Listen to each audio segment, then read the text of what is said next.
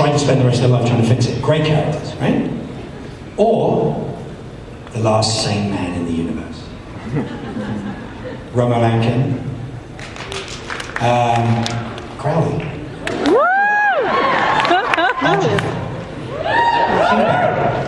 They're all Eddie Albert in Green Acres.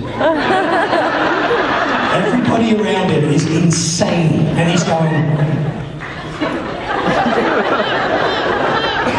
"You just paid attention to what I'm saying, everything would be fine." And that's the essence of it. Those are the characters that we're playing, but they're not evil. Evil is in the eye of the beholder, right? Evil has always been in the eye of the beholder. Do you have a crown as the King of Hell? What? Do you have a crown for the King of Hell? No. Do you want one? No. Oh. Don't lay hands. Don't lay hands. It's gonna find out.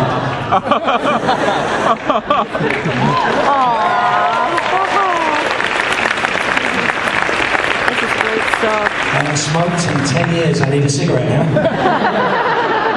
Am I tall enough to reach this? I don't know. Ask yourself that question in 5 years. First and foremost, I'm going to thank you on behalf of my friend Peter and my friend F, who are not able to be here because you are one of their very, very favorite actors. And I want to thank you for being a very complex person on stage. Well, I don't know. You're not necessarily tall. I'm pretty sure.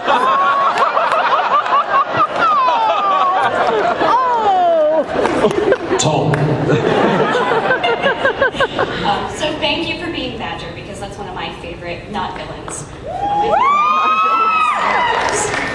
But my question has nothing to do with Supernatural. I just want to know if all of the characters you've ever played had to fight to the death, who do you think would win? Never, ever, ever cross the fan streams. Shipping, I get. Shipping makes sense. We're all going to do something with our time.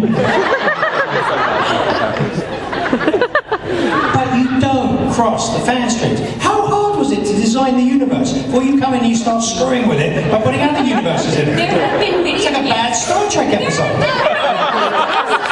You crossed universes. Kingdom Hearts, she's me in Final Fantasy, and it was a great game. Define the word great. Great? Great? Good? Great? Ooh, there's some great. There's some great out there.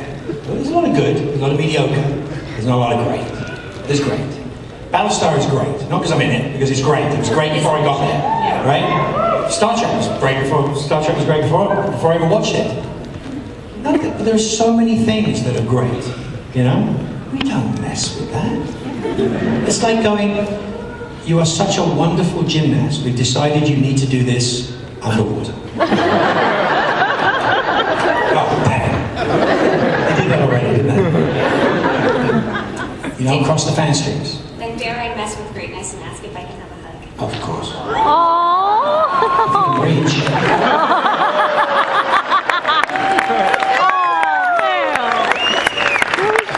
Hey, Hello. you have 4 seconds. Oh, okay.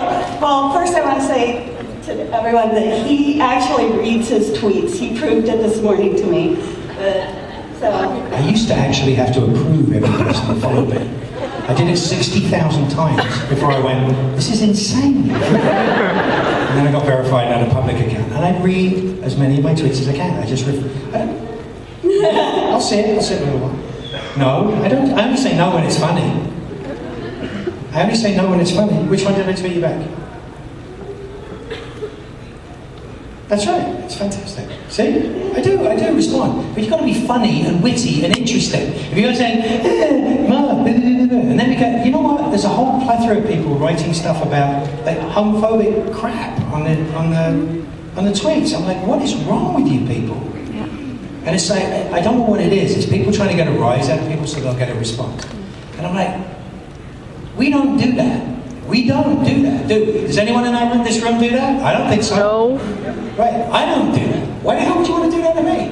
Why would you write, Mark, I love you, please retweet back 642 times in a line? It's ridiculous. Write it once, I'll see it. I love it. I love all you guys. So thank you for your tweets. And I I've got a two-part question. First part, can you say hello, boys? Hello, boys.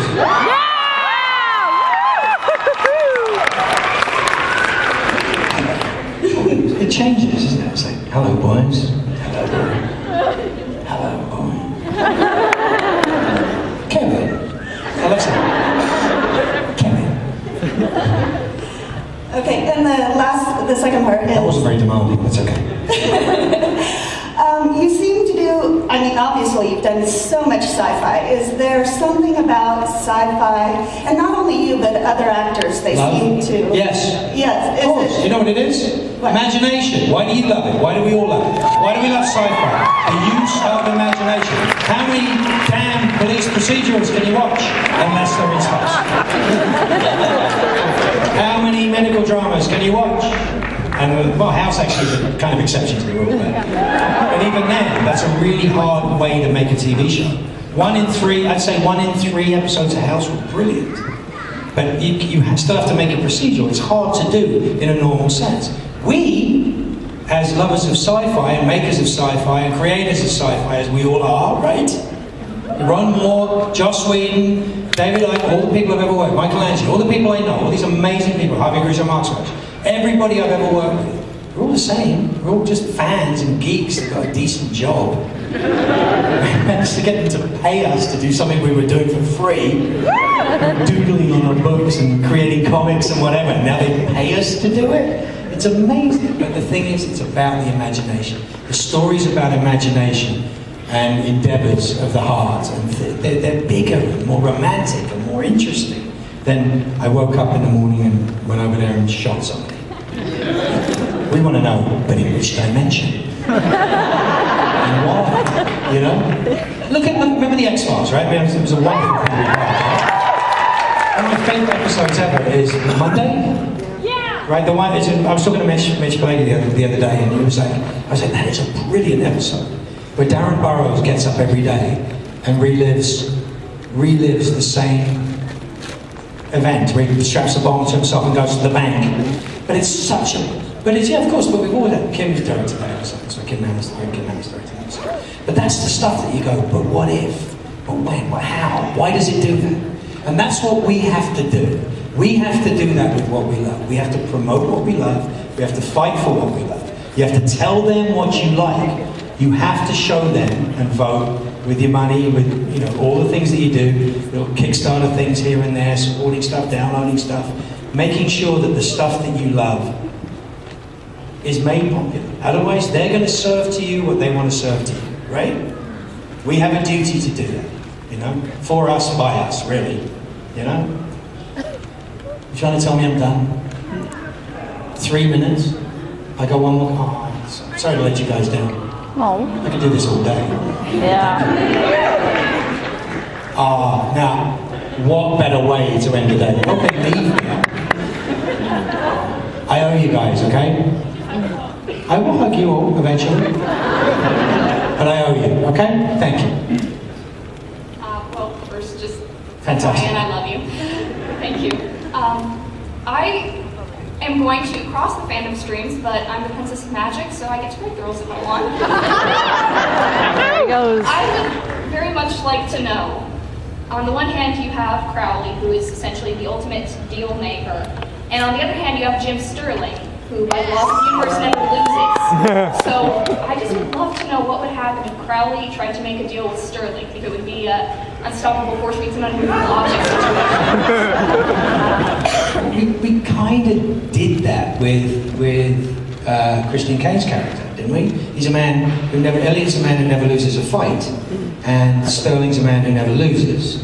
So the question was whether, excuse me, the question was, when my then, 11-year-old son turned around to them and go, why don't you have my dad fight Christian? I was like, oh, thank you. It's how to do that. So the same imagination, John Rogers, Amy Berg, all writers that we love in our universe, for Eureka, for everything from Transformers to whatever, that's their, when that question was posed to them, that's what they did with the question. So it does come stem from the same answer.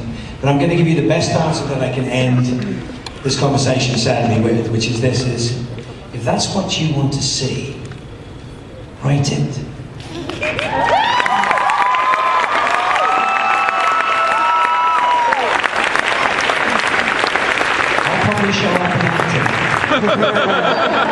Eventually, I'll be in every bit, right?